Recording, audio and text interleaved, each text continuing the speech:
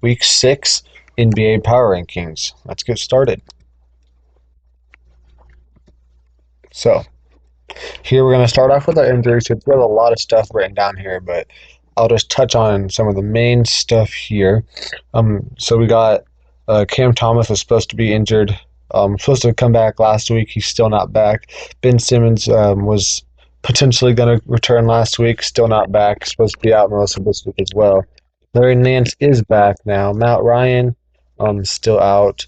Can potentially return this week. CJ McCollum might return this week too for the Pelicans. They got a lot of guys potentially coming back this week.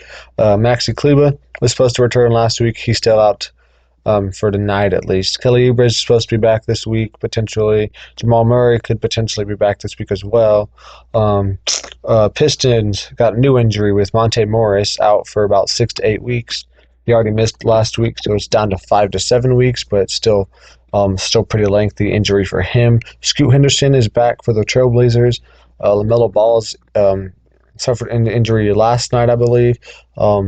So he potentially could be missing a few games or potentially longer. We don't really have a timetable for him.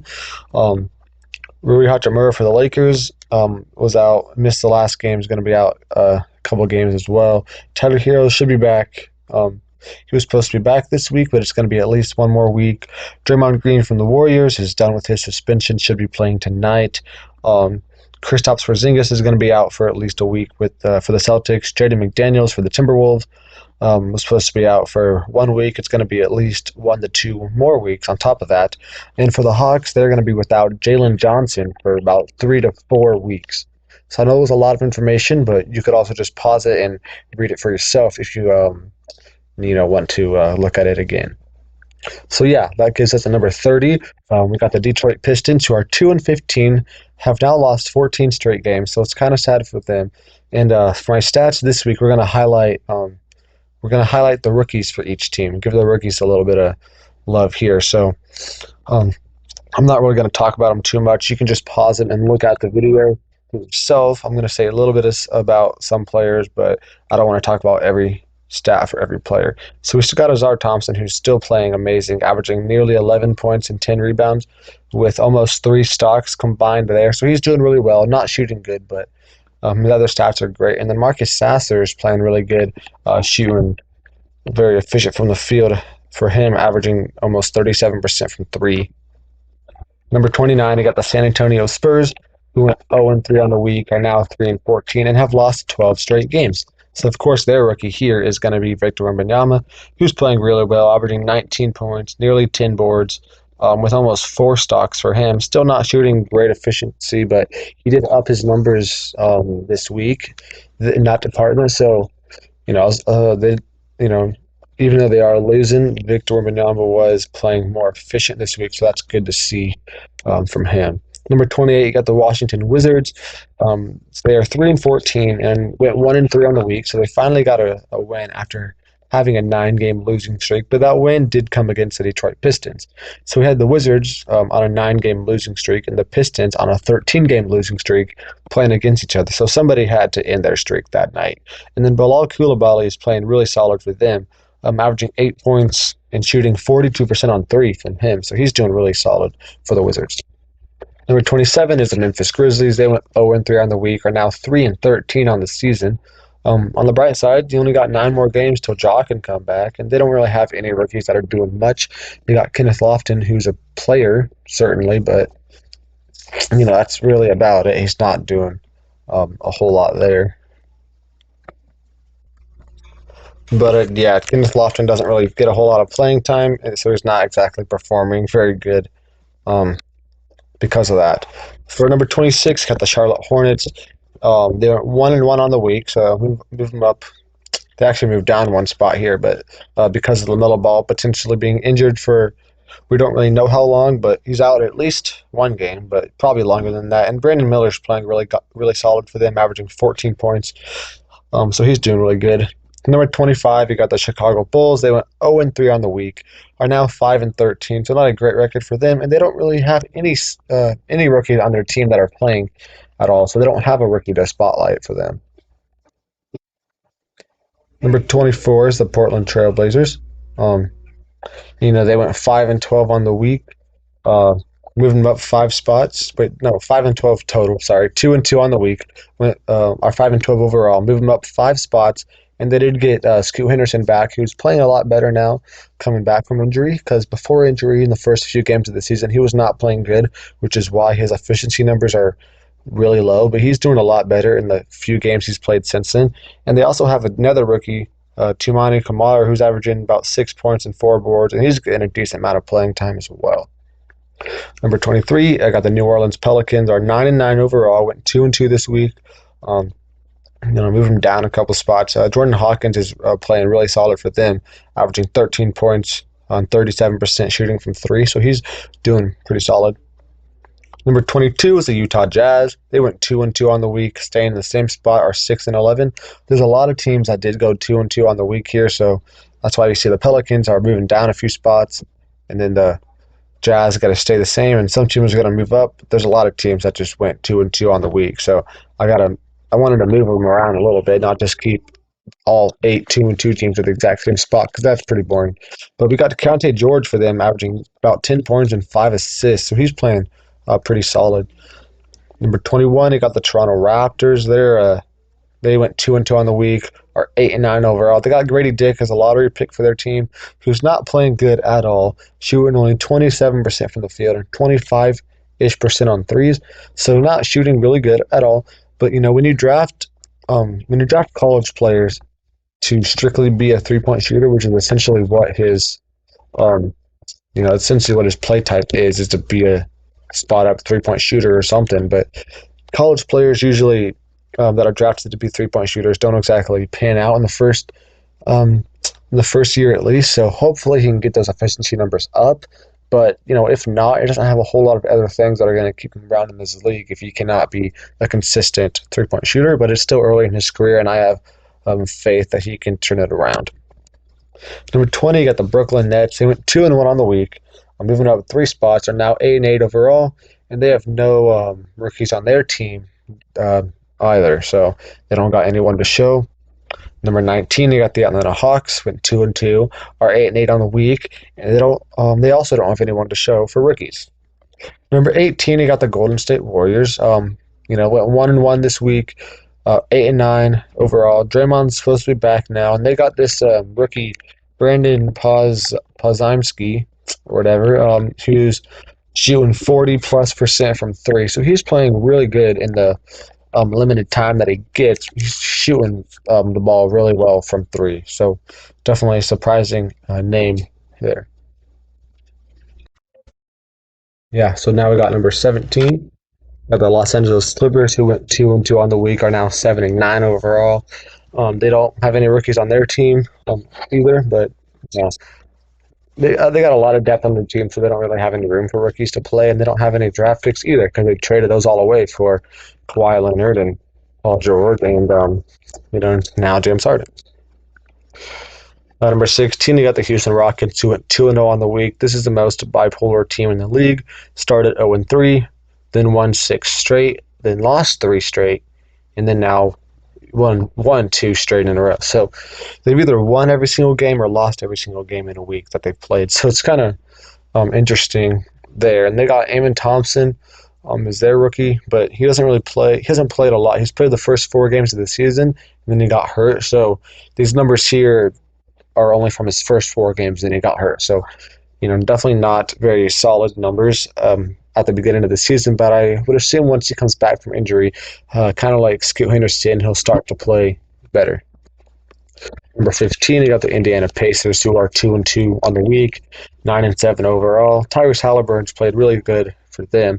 They don't really have rookies that get a lot of playing time. Ben Shepherd plays some, but doesn't do a whole lot, and he doesn't play a whole lot. Number 14, you got the Cleveland Cavaliers, who went 2-2 on the week, 9-8 overall, dropping them down 8 spots because, I feel like they were just too high. They were playing really good for the first few games. They got all their players back, but they were all still healthy this week, and they didn't play very good. They went 2-2 on the week. Craig Porter Jr. out of Wichita State has been a really productive rookie for them. I actually met this dude in person before, so that's pretty cool to see him play as good as he is right now. Shooting 50%, 56% from the field and 43% on three. So he's playing really good for Cavs. Number 13, I got the Miami Heat.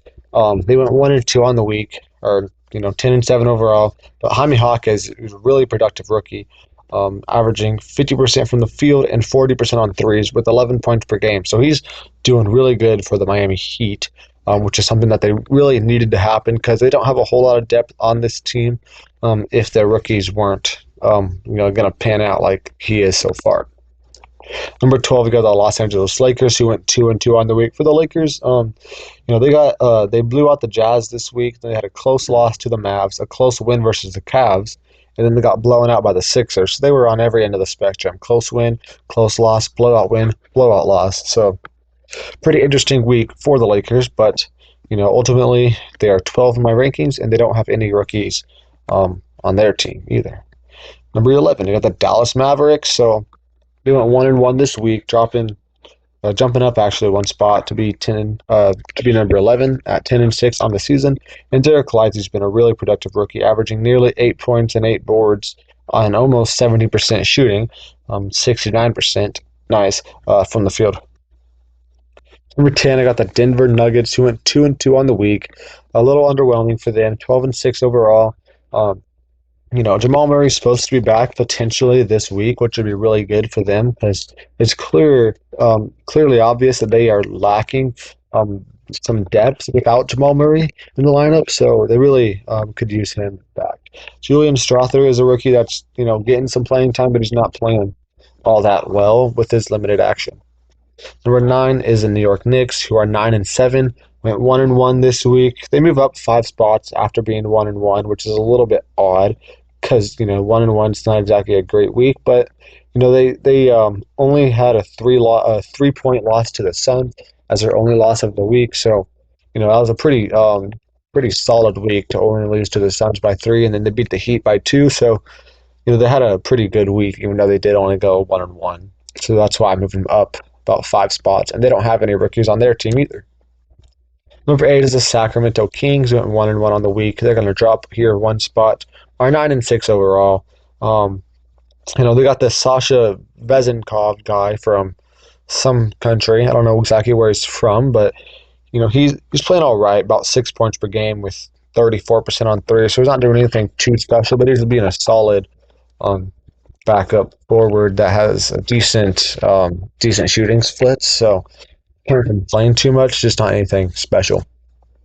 Number 7, I got the OKC Thunder, 1-1 on the week, dropping them 4 spots here. Because they did lose to the Sixers by 4 this week, so it's not a horrible loss, but there's still a whole bunch of teams ahead of them that played better than them this week, including the Sixers. But they're rookies. Obviously you got Chet Holmgren averaging about 18 and 8 with 2.3 blocks on 56, 44, and 88 splits. So he's playing really, really good. They also got Cason Wallace, who's playing really good, shooting 60% from the field and 54% on threes with 100% from free throws. He doesn't play a whole lot, so he doesn't get a whole lot of shots, which is why his shooting numbers look so good because he doesn't shoot a lot. But with the limited shots he does take in his limited playing time, he is making most of his shots, which is really good to see. Number 6 is the Sixers, who went 2-2 this week. For them this week specifically, they lost to the Cavs by 3, they lost to the Timberwolves by 13, then they beat the Thunder by 4 and beat the Lakers by 44. So started 0-2 and then went 2-0 over a couple good teams. So that's why I have them above like the Thunder, is because they did directly beat the Thunder this week. So it would make sense for them to be ahead of them. And they don't have any rookies on their team either, so I don't got no one to show there. Number 5 is the Milwaukee Bucks. Went 2-1 this week. Now 12-5 overall. They don't really have any rookies. They got Andre Jackson, who plays some, but doesn't really play a whole lot. But he does shoot good in the very limited time that he does play. Number 4, you got the Orlando Magic. They have won 4-0. They went 4-0 on the week, have a 7-game winning streak. So I moved them up 12 spots here because they are now 12-5 which is one of the best records in the league. And they are currently, I believe, the hottest team in the league at 7-game winning streak. So they're rookies here. You got a couple guys here. Anthony Black's playing solid, about 4.5 and 2 boards. Done not great numbers, but he's still a rookie. He does get quite a bit of playing time, so I like that he is getting a lot of playing time, even though he's not playing particularly great. You got to give him that experience out there to show what he can do. And Caleb Houston's getting less playing time, but is actually playing better, at least from his shooting splits. He's shooting nearly 43% on threes, which is about 20% better than what Anthony Black is doing on threes, but he doesn't play as much. Number 3, you got the Phoenix Suns. They went 4-0 on this week, so they played really good. Moved them up 5 spots. They're now 11-6. Bradley Beal still a couple of weeks away from be able to play again, but once they got Devin Booker back, they've been looking potentially like the best team in the league with Devin Booker back. So that's why I got to move up 5 spots here. They don't have any rookies on their team. Number 2 is the Boston Celtics. Went 2-1 this week, are 13-4 in the season. I believe that is the best record in the league. But I don't have them at number 1 because, just because, basically. But Kristaps Porzingis is also out for potentially all of this week and maybe more. So we don't really know what that's going to look like. But they said he should only be out for 1 week, but potentially could be longer than that. So we'll have to see. But they've been playing really good on the season. They have plenty of players outside of Kristaps Porzingis that, can still make an impact. So they shouldn't be missing him too terribly much, but it is still one of their better offensive options.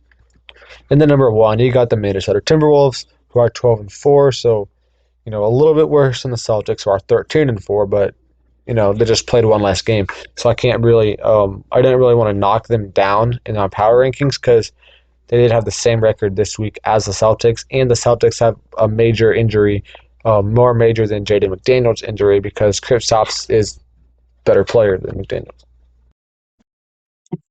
So yeah, that brings me on to my next thing here, which is my rookie watch. So it's basically just the rookie leaders in every stat category. We got Wemby leading in points at 19.2. Wemby and Azar Thompson tied for the league in rebounds at 9.5. Keontae George leading in assists at 5.1. Steals and blocks is both Victor Wembanyama at 1.3 and 2.6. Derek Lively at 69.4% from the field is leading there. Chet is leading from free throws at 88.1. Cason Wallace is leading on threes at 53.8. And then Victor Wembanyama is leading the league in turnovers, leading the league in turnovers at least, with 3.6 a game. Then rookie ladder here. So rookie of the year ladder, we got number 1 is Chet, 2 is Wemby, 3 is Azar Thompson, 4 is Jordan Hawkins, and 5 is Derek Lively. So it's likely a 2-man race between Chet and Wemby at this point, but still a whole lot of season left. But I would imagine that it would come down to those two. And then we got our top performers of the week. Yeah, Joel Embiid played really good in a lot of games this week. Put up 32, 13, 5 blocks, and 2 assists, as well as a 35-point, 11 rebound, 9 assists, 1 steal, and 4 block game. So, nearly a 30-point triple-double in that game. And then he did put up a 30-point triple-double in a different game with 30 points, 11 boards, and 11 assists. So 3 really good games from Joel Embiid this week.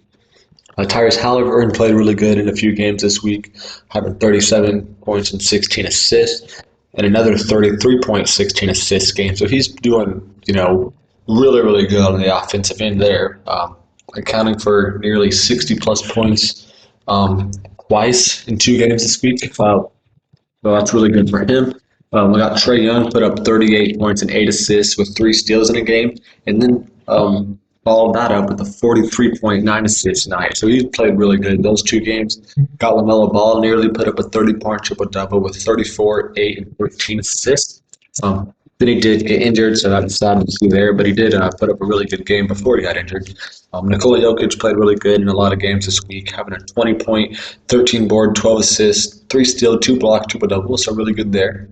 Followed that up with a 38-point, 19-board, 8 assists, 3 steal game, really good game there. And then a 39-point, 11-board, 9 assist game, so nearly a 40-point triple-double there. Mikal Bridges put up 45 and 10. He actually put up 45 the same game. Trae Young put up 43, so that was a really good game there. SGA put up 45 and 12 with 3 blocks in a game, so good game for him. Devin Booker put up 40 points while having 4 steals, so that's really solid. Brook Lopez of Alvua put up 39 points on 14 of 17 shooting and 4 of 7 on threes. So he was 10 of 10 on 2 and then 4 of 7 on threes. He also had 2 steals and 3 blocks in that game. So a really good game for Brook Lopez. Then Wemby did put up a good game with 22 points, 11 boards, 2 assists, and then 6 steals and 4 blocks. So he had 10 combined stocks in that game, which I believe, is one of very few people to do that in league history. So that's really impressive for Wemby. Then yeah, that's what I got. Thank you for watching. Make sure to come back next week for an updated power rankings list, and make sure to check out my NFL videos as well.